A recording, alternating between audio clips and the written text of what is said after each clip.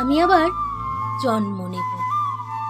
এই পৃথিবীর সবচেয়ে অচেনা মন্দিরের আমি চৌকাঠ হব,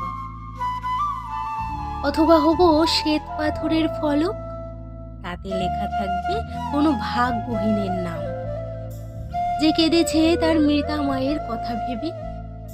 আমি আবার জন্ম নেব কোনো অনাবৃষ্কৃত গুহার অন্দরমহলে, চুইয়ে পড়া জলের ফোঁটা হব।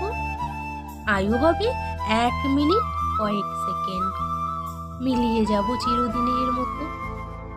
আমি আবার জন্ম নেব সদ্যজাত শিশুর হাসি হব, শিশুর মাকে হাসিয়ে দিয়েই মিলিয়ে যাব। আমি আবার জন্ম নেব প্রেমিকার রাগ হব, জমিয়ে থাকবো বেশ কয়েকটি ঘন্টা, মিলিয়ে যাব চুমুর আশ্লেষে।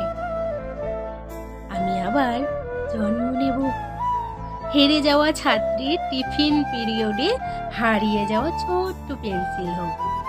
আমি আবার জন্ম নেব, আমি আবার জন্ম নেব।